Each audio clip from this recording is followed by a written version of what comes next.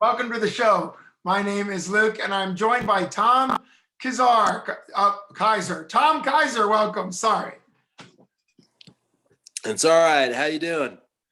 It's good to have you on. You are going to be fighting for 247 Fighting Championships, welterweight vacant belt. Talk about that. You're only a couple days away. We're in fight week for you. Fight week has been a good couple of times this year. It hasn't come through. My last two fights folded on fight week. One was the opponent getting injured. The other was the entire show got scrapped. It's tough times right now. I get it. But it's just a little bit of a letdown. There's a lot of work put into both those camps.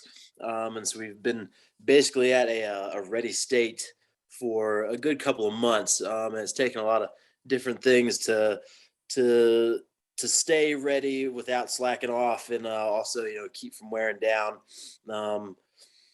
But I think we treated it right and did well, so I feel good. I feel ready. I'm excited to show off. The last fight was a good one after a little bit of a layoff. And I guess this has been a little bit of a layoff since April was when the last fight was. But I feel ready to be back in the ring. Yeah, emotionally, how did you respond to those cancellations? How hard was that for you? I'll be honest, it's kind of to be expected. Every two fights that you say that you're going to do and you schedule, you might have one of them. For me, it's been for every about four fights that I've said and had scheduled. I'm finally getting to have one, and hopefully, pending the outcome of this one, I'll have another one in a pretty quick turnaround in November. Oh, good.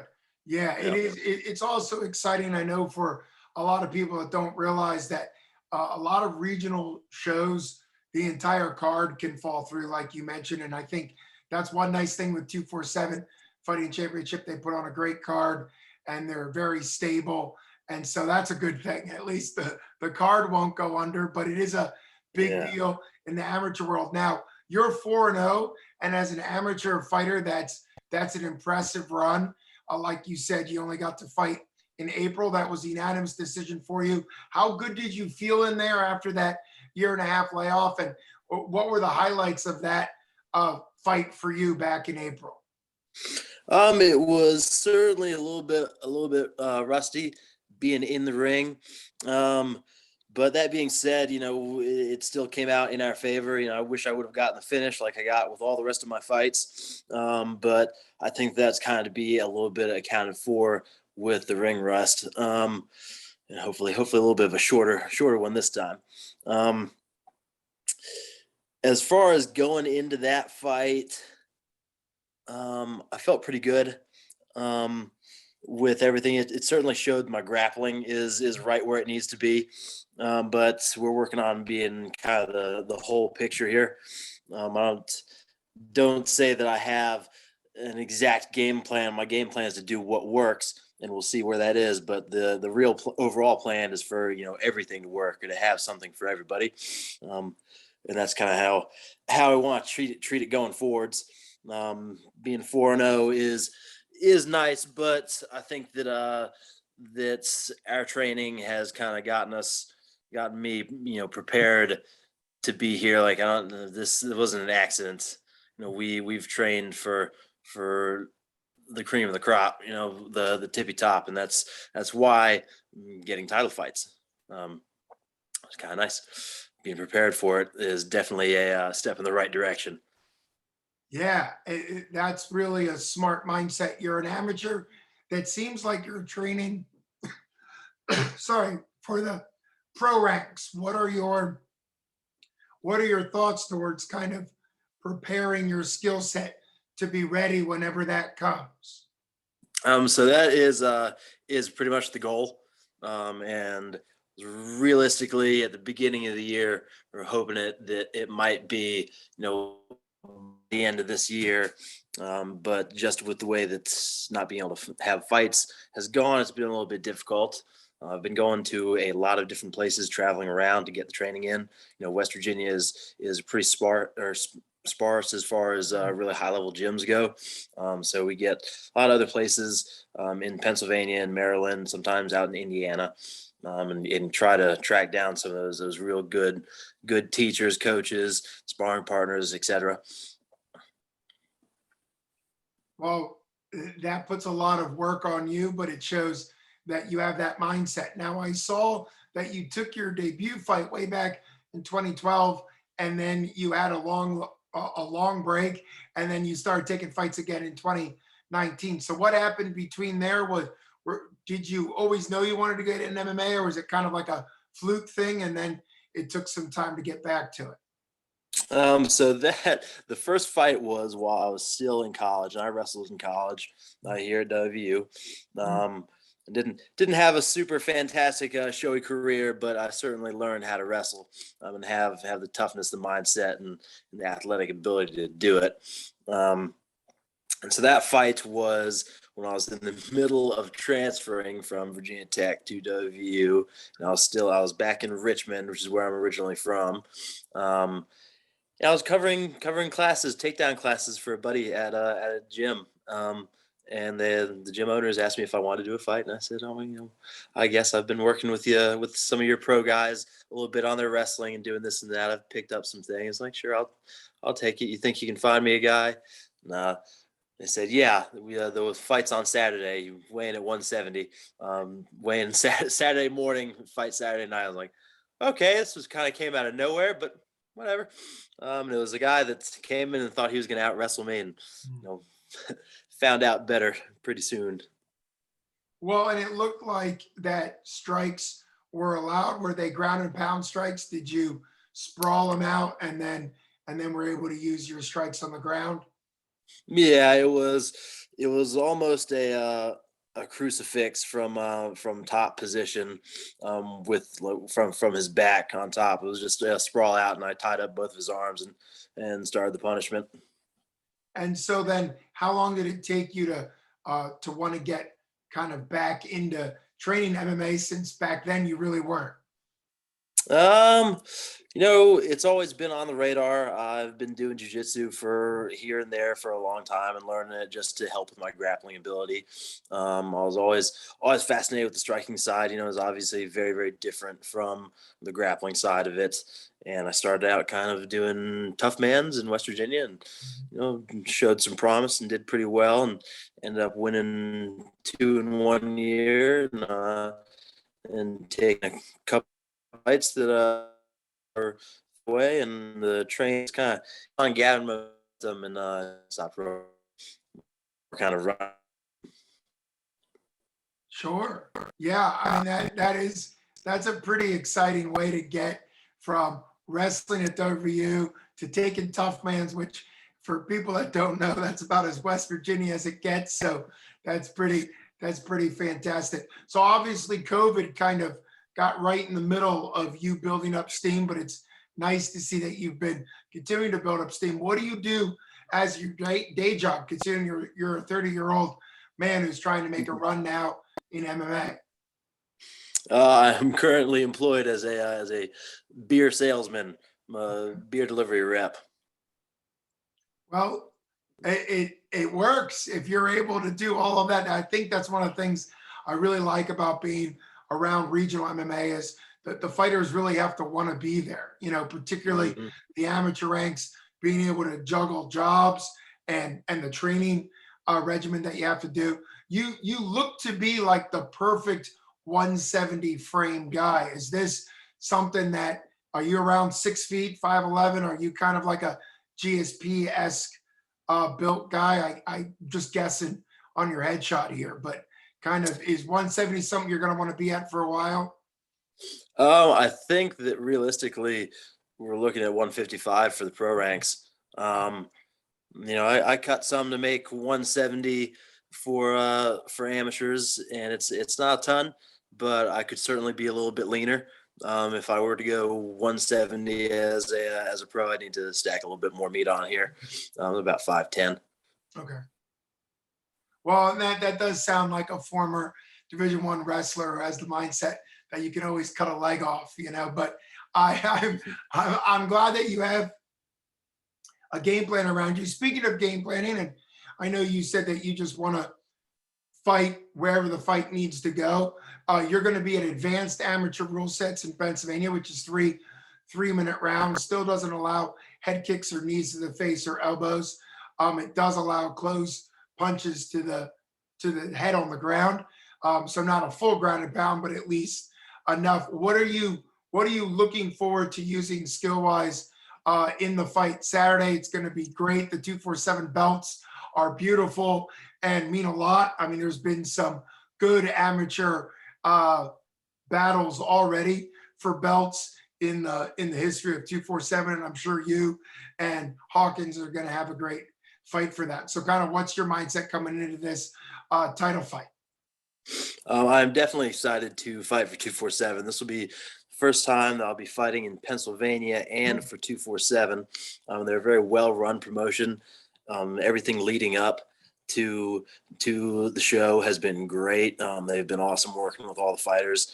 Their promotional side of it has been heavy. It's clear they know what they're doing and are very actively doing it. More, as happy as I can be with them. All the other fights that I've had have been, about the same rules. In Kentucky, my last one, kicks to the head, kicks and knees to the head were legal. Didn't utilize it a whole lot because we didn't know it in our training camps. So we didn't really prepare for it. But we've worked on that, leading up to this, just for when we'll need them. Obviously I'm not going to be able to in this fight, or I'm going to get disqualified. Yeah. But they're there, they're ready. Like I said, it's kind of the whole picture. We're not limiting what we're doing to the amateur rule set. I mean, we're looking on to training for the pros, and that means the knees, the elbows, and everything. We're ready for it.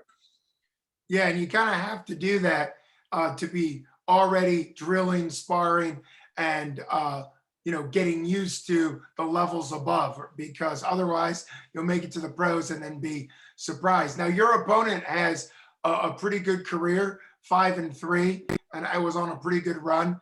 What are you game planning for him, or is it just a matter of you showing up and showing off Tom Kizer? Oh, I think it's the matter of showing up and showing off Tom Kizer. At this level especially, I don't want to be in the habit of training for a specific person. That really limits what you're doing and how you can grow in a lot of other areas. Right now it's focusing on bringing everything up. And that's what we've been doing, and we've been doing it well, I'd say, especially for the situations we've got with training in gyms and running around different places. Sorry, my dog's being a little needy. But as long as Tom Kizer shows up, then the plan is to win and to do wherever that needs to be, on the feet, in the clinch, on the ground, everywhere. Well, I do think that's a very mature mindset. Sounds like you have a great camp and coaching group around you, particularly at the amateur level, to recognize that you just have to keep polishing who you are as a fighter, because it is great to go up against opponents for titles, because it means that they're experienced and have skill sets and camps around them as well. But like you said, you want to always be looking to improve yourself, which is just fantastic. It's a great mindset to have. Who are you grateful to have both in your corner physically, and also just as far as if you have any sponsors or people you want to thank? I know going in to a title shot gives you the opportunity to kind of have a little bit more exposure. Yeah, absolutely.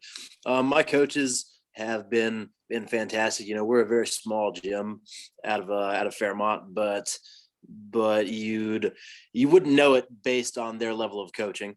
They train people to fight, and train people to win is the other thing. We don't go out and play patty cake and lose because we're sparring instead of fighting. We're there to take home the W and get our hands raised.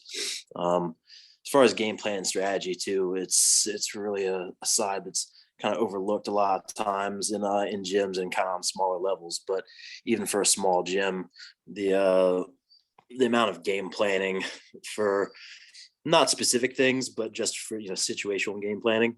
If somebody does this, what's your response? What are your options? If they do this, then that, the change that lead into it is really above and beyond.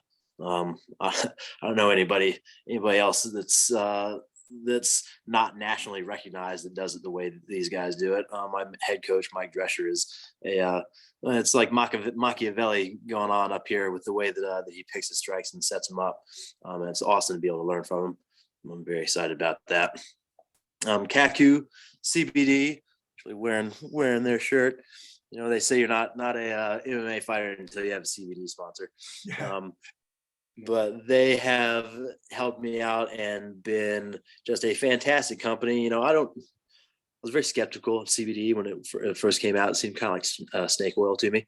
But I'll tell you what, the Kaku stuff, especially their topical cream, is the one product of theirs that I use because it works. In my last fight, me and the cat Doug Davidson that I fought in the first round in one of our opening exchanges slammed our shins together real bad, to the point where almost neither of us threw kicks the whole rest of the fight. And it definitely stretched out my poor patellar tendon a little bit. And after sitting down for 15 minutes after the fight, I could not move that leg. I got up and was like, "Oh, guys, I'm having a little bit of trouble walking here," and put a little sample package of that cream on it. And about 20 minutes later, when we got to a restaurant, I could walk again. It was incredible. And they've taken care of me really well. So, can't harp enough on how good of a company they are. And if you need CBD stuff, go to kaku.com, I guess.